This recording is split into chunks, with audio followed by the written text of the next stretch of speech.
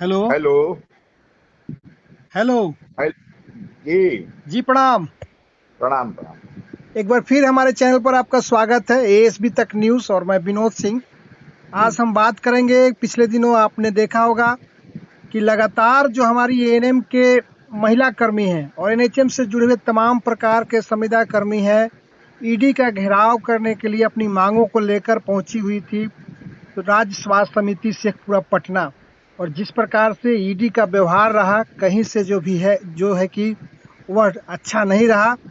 आगे की क्या रणनीति होगी कि हमारी एएनएम जो कर्मी है, महिला कर्मी है, एनएचएम कर्मी है, उनको सम्मान मिले, उनकी मांग को पूरा हो, इसी विषय पर हमारे साथ बात करने के लिए इस समय जुड़े हुए हैं श्री विश्वनाथ सिंह जी हैं। और आप जो है कि सीटू के उपाध्यक्ष हैं, बिहार से जुड़े हुए हैं और वरीय लीडर हैं आप।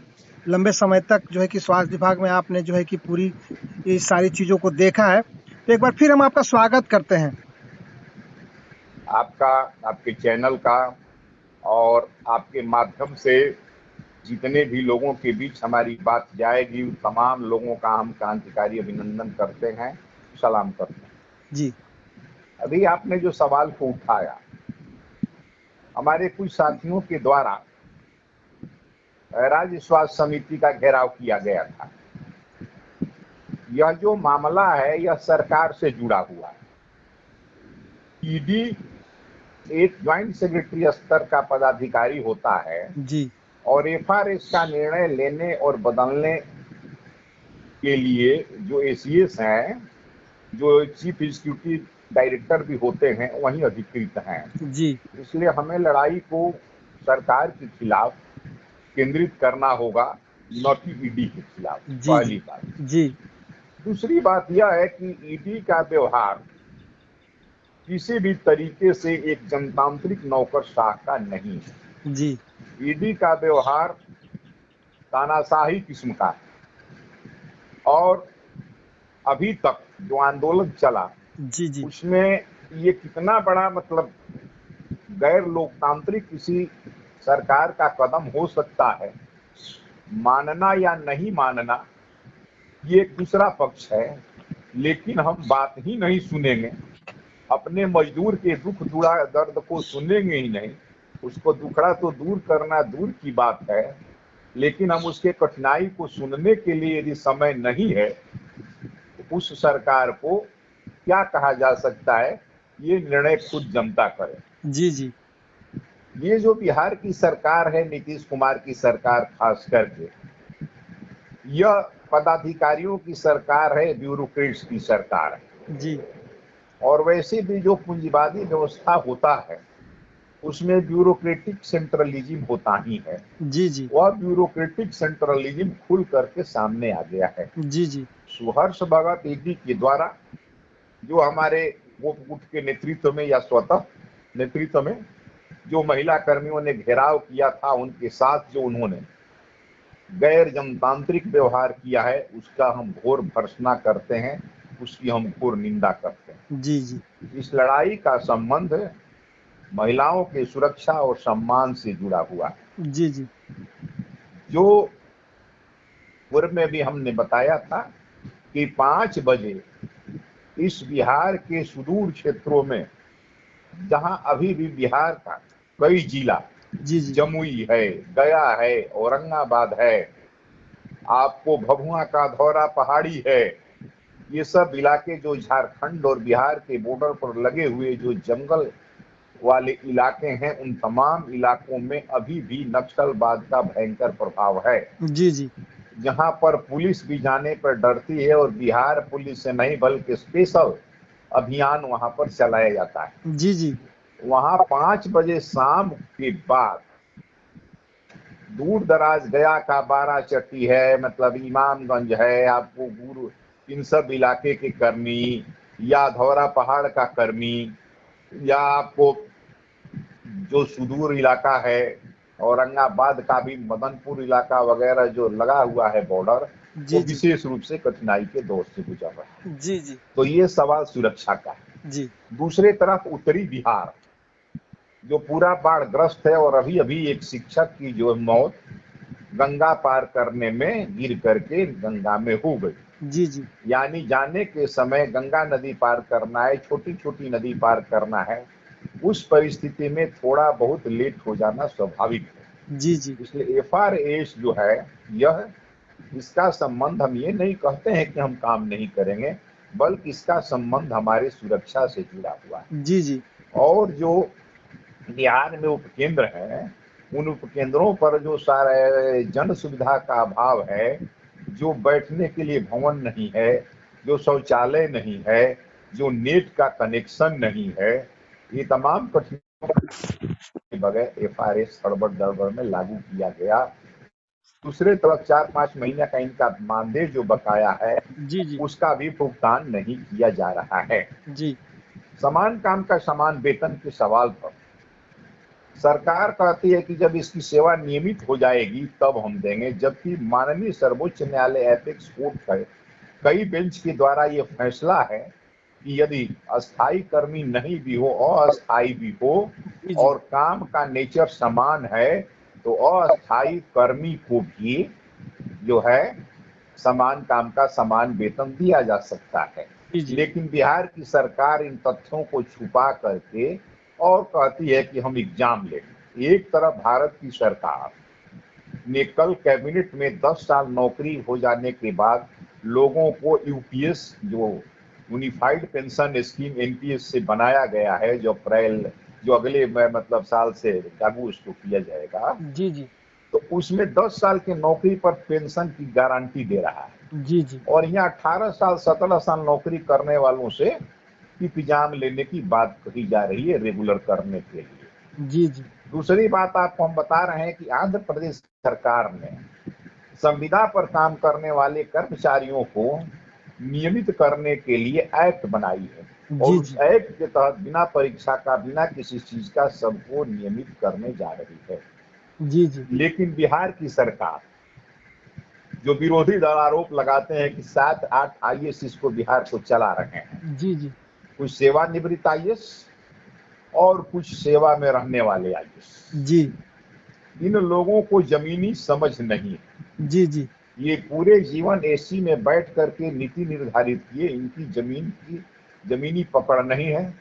और दूसरा बात है कि ये लोग जिद में रहते हैं कि उनके दिमाग में जो बैठ गया उस पर हम सुनेंगे नहीं, उसको लागू करेंगे। जी, जी। ये अफसरशाही का समझ हो सकता है, लेकिन जो राजनीतिक है, जो पॉलिटिकल पार्टियां हैं या जो सरकार चला रही है राजनीतिक दल, भाजपा और जदयू की ये समझ नहीं होनी चाहिए।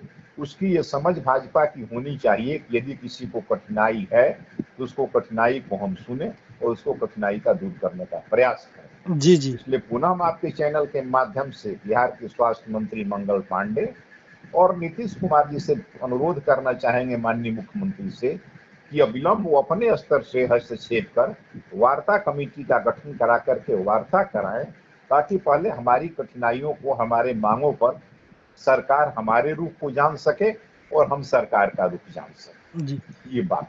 जी। आगामी दूसरा आपकी बात, जी, जी, जी, बोला जाए, बोला जाए। ना बोलिए बोलिए बोलिए।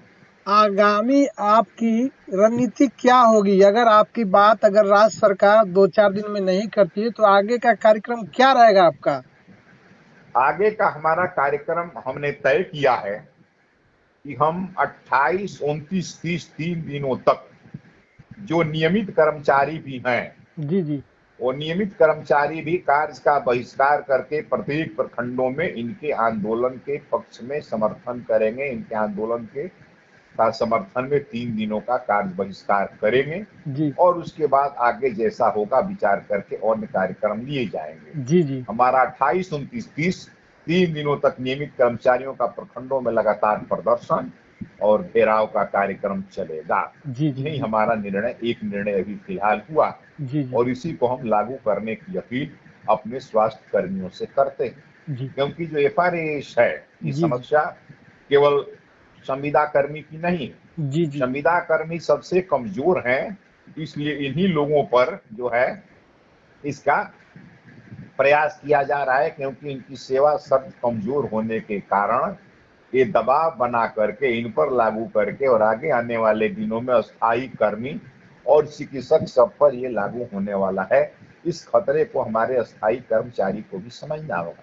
जी जहां तक आम जनता में एक परसेप्शन फैलाया गया है कि ये लोग भगोड़ा है, ये लोग काम नहीं करता है, तो पूर्व में भी आपके चैनल के माध्यम से हमने सरकार का ध्यान आकृष्ट किया था कि बिहार के 13 करोड़ आबादी के लिए 26,000 सेंटर चाहिए, जी सब जी सेंटर, जी और 26,000 सेंटर पर 2 एएनएम की बहाली होनी चाहिए, यानी 52,000 अस्थायी एएनएम की आवश्यकता है, जिसमें से अभी मान लीजिए कि बिहार में मात्र 16,000 और खोलना पड़ेगा, केवल 10,000 उपकेंद्र है, यानी 16,000 का 32,000 एएनएम और 10,000 की बहाली, मोटा मोटी 42,000, 42,000 एएनएम की बिहार में जब कमी है तो इस काम को कौन पूरा करता है? जी जी और केवल फील्ड में काम ही नहीं करना है, बल्कि ईवीएम पोर्टल पर कई कामों को उसको लोड भी करना पड़ता है। ये तमाम काम एएनएम के जिम्मे है, तो 50,000 कम लोगों का काम यह एएनएम करते हैं। जी जी दूसरी तरफ जहां प्रत्यय अमृत जी बैठते हैं, जिस सचिवालय में, जो स्वास्थ्य विभाग का निदेशालय नहीं सचिवालय जो है, आज से करीब 8-10 साल पहले स्वास्थ्य विभाग के सभी संवर्ग के लोगों का जी संवर्ग सेवा नियमावली बनाया गया जी जी और उसमें प्रोन्नति के पद सोपान चिन्हित किए गए। जी जी जैसे एएनएम का प्रमोशन, वरीय एएनएम, एएनएम प्रवीक्षता, यानी जी 2 प्रोन्नति उसको सरकारी नौकरी में मिलेगी। जी जी लेकिन अभी तक बिहार की सरकार का स्वास्थ्य विभाग जहां प्रत्यय अमृत जी बैठते हैं, उसने ये भी तय नहीं कर पाया कि यह वरीय एएनएम का कितना पद बिहार में होगा और जो है ये पद कहाँ कहाँ होगा। एएनएम ही नहीं, फार्मासिस्ट और एजुकेटर छोड़ करके, वो भी फार्मासिस्ट का इसलिए बना कि मैंने मुकदमा दायर किया था, मैंने कंटेम्प्ट दायर किया था, और तत्कालीन मुख्य सचिव जो थे अंजनी बाबू, उनको कोर्ट में बुलाया गया था, उन्होंने माफी मांगा था, तब जाकर के ये बना था, आनंद फानंद में फार्मासिस्ट का बन गया। जी जी तो अन्य जितने संवर्ग है उनका 8-10 साल में नहीं बना, और अभी फिलहाल अस्थायी रूप से टेम्पोररी कोर्ट के निर्देश के आलोक में पूरे बिहार के सामान्य प्रशासन के आदेश पर सभी लोगों की प्रोन्नति दी गई, उसके पद हो या पद नहीं हो मानते हुए, और उसको वेतन इजाफा करने का भी आदेश निर्गत हुआ। जी पूरे बिहार के सभी विभागों में आदेश लागू हो गया। जी जी जो सिविल सर्जन के यहाँ संवर्ग था लिपिक और चतुर्थ वर्ग का, वहां ये बन गया, लागू हो गया। लेकिन लिपिक छोड़ करके सभी तृतीय वर्ग का संवर्ग सचिवालय के पास है। आज तक पूरे बिहार के लोगों का प्रमोशन हो गया, लेकिन एक भी महिला कर्मी और पुरुष कर्मी का प्रमोशन स्वास्थ्य विभाग नहीं दे पाया। जी जी ये क्या है? केवल जा करके बैठ करके एसी में हवा खाएं और काम कुछ नहीं करें, केवल उपस्थिति बनाएं, यह काम है?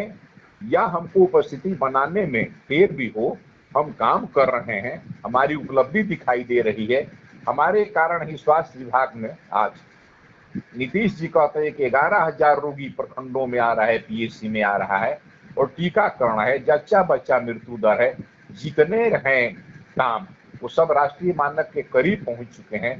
स्वास्थ्य समिति को 4 बार राष्ट्रीय पुरस्कार मिला है, ये किसके काम के बदौलत मिला है? क्या जी इसको वर्तमान नीति सुहर्ष भगत जी ने किया है क्या अकेले? जी या जी इसके पहले जो संजय बाबू थे उन्होंने किया, या ये काम किसने किया? यानी हमारा फील्ड का काम सही है, यदि सबसे गड़बड़ कहीं काम है तो वह सचिवालय का। जी जी सचिवालय का यदि आप इस्तीफा भी दे दीजिएगा, हमको वीआरएस चाहिए, वो भी बिना घूस दिए सचिवालय में नहीं होता है। इसलिए सबसे पहले प्रत्यय अमृत जी को अपने सचिवालय को सुधार करना चाहिए। जी ये भी हम माननीय स्वास्थ्य मंत्री और प्रत्यय अमृत जी से अपील करते हैं। जी जी आपसे जुड़े हुए तमाम जो हमारी आशा दीदी है, आशा फैसिलिटेटर ममता, वैक्सीन कुरियर के लिए कुछ नया अपडेट हो तो बता सकते हैं क्या? आशा और ममता, जी हमको जैसे सुनने में आया वो बताने के पहले हम आपको बताते हैं कि हमारी जो एएनएम लड़ाई में है वो बहुत जल्दी गड़बड़ा गई। जी जी बात नहीं हो रहा है, बात नहीं हो रहा है, वो कह रही है। और हमारे कुछ नौसिखिया जिला मंत्री जिनका को हड़तालों का अनुभव नहीं है, जिनका राजनीतिक अनुभव नहीं है या वार ऑफ नर्व लड़ने की क्षमता नहीं है, वो हमारे नेता भी बेचैन है। सरकार जब बात करने के लिए तैयार नहीं है तो हम कैसे बात करेंगे, पहली बात। जी लेकिन एक बात जान जाना चाहिए कि आंदोलन कभी बेकार नहीं जाता है। जी जी ये लगातार चलते हुए आंदोलन के कारण बात हुआ या नहीं हुआ, भारत की सरकार को एनपीएस में परिवर्तन करके यूपीएस लाना पड़ा। जी हालांकि यूपीएस से हम सहमत नहीं हैं, हम पुराना पेंशन चाहते हैं ओपीएस, क्योंकि इसमें भी 10% की कटौती होगी और जो हमको पेंशन मिलता है वो हमको नौकरी के समय ही हमारे वेतन से इनडायरेक्ट रूप से उसकी कटौती उतनी कर ली जाती है जितना हमको पेंशन मिलता है। जी इसलिए इस यूपीएस के भी हम समर्थन नहीं करते हैं और हम ओपीएस की मांग करते हैं। जी लेकिन ये यूपीएस हुआ कैसे? आंदोलन के कारण हुआ। जी अभी आप भी डालते हैं बहुत सारे न्यूज और हमको भी सुनने में आया है कि जो सामान्य प्रशासन विभाग है उसने सभी ठेका संविदा आउटसोर्सिंग को 3 कैटेगरी में विभाजित किया है। जी जी जी कैटेगरी 1, कैटेगरी 2, कैटेगरी 3। जी तो आशा और ममता को कैटेगरी 2 में रखा गया है, जी नर्सिंग स्टाफ को कैटेगरी 1 में, और वैसे स्वास्थ्य समिति के कर्मी जिनका पद स्वीकृत नहीं है, बिना पद के काम कर रहे हैं, वो कैटेगरी 3 में है। जी जी तो जैसे आशा और ममता का भी तो पद नहीं है और ये स्कीम वर्कर है, जी जी लेकिन इनके लड़ाई के ही कारण ये 2 कैटेगरी में है जी और जी लड़ाई के कमी के ही कारण जो है स्वास्थ्य समिति के लोग कैटेगरी 3 में। जी जी ये संघर्ष की महत्ता होती है, इस बात को समझना होगा। जी ये जो संविदा के कर्मी आज लड़ाई के मैदान में ही आने के कारण बिहार सरकार इनका आज तक कुछ कर पाई? यदि बिहार चिकित्सा जन स्वास्थ्य कर्मचारी संघ अपने बैनर झंडा पताका लेकर के नहीं आता जी तो अब तक कार्रवाई हो गई रहती। जी और इनको कार्रवाई करने के लिए कोई बहुत ऊपर जाने की आवश्यकता नहीं है। प्रत्येक जिला का कलेक्टर स्वास्थ्य समिति का अध्यक्ष होने के कारण वह कार्रवाई करने के लिए स्वतंत्र है और जो सेवा शर्त है उसमें है कि 1 महीना पहले नोटिस करके कभी भी हटाया जा सकता है जी या 1 महीना नोटिस देकर के कभी भी हट सकता है। जी लेकिन ये बिहार चिकित्सा जन स्वास्थ्य कर्मचारी संघ जैसे जी संगठन के बैनर का प्रभाव है कि अभी तक ये बची हुई है और हमारे जितने नेता हैं वो नेता सरकारी सेवा में हैं, वो सेवानिवृत्त नहीं है, वो या वो आउटसोर्सिंग के नहीं। जी हम भी पूर्व में महामंत्री थे और मैं तब तक नहीं बताता हूं जब तक वो लोग निर्णय नहीं लेते। जी जी जब वो लोग बैठक करके निर्णय ले लेते हैं और मानव सदस्य के रूप में मुझे बैठक में शामिल करते हैं और जो वहाँ तय होता है वही बातें हम आपको बताते हैं।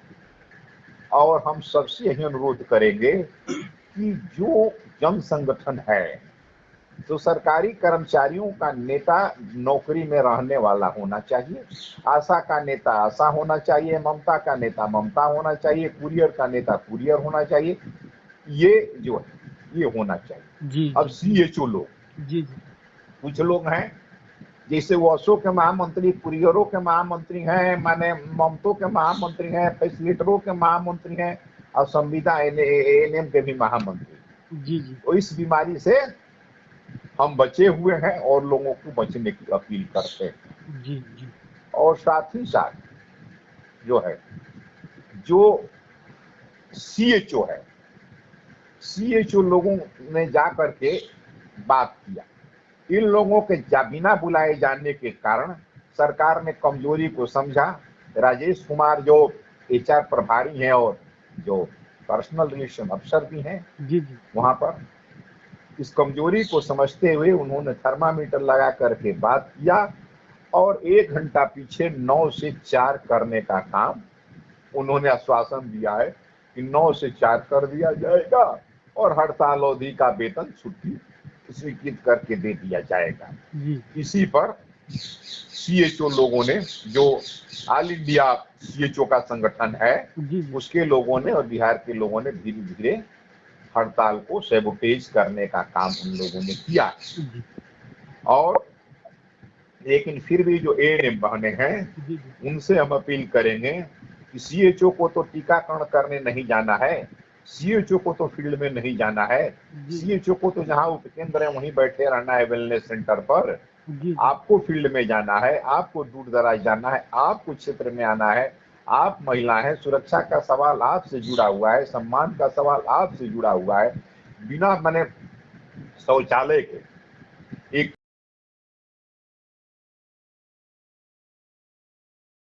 जी जी। इसलिए हम एएनएम बहनों से और जीएनएम से और सीएचओ महिला कर्मियों से अनुरोध करेंगे कि आप लोग जो हैं इसमें डटे रहें। 3 दिन तक बिहार चिकित्सा जन स्वास्थ्य कर्मचारी संघ के जो अस्थायी कर्मी वो बहिष्कार करेंगे। आगे आने वाले दिनों में हम अन्य विभागों से मिला करके बिहार राज्य अराजपत्रित कर्मचारी महासंघ जो बना हुआ है उससे बात करेंगे। विभिन्न राजनीतिक दलों से हमने संपर्क किया है।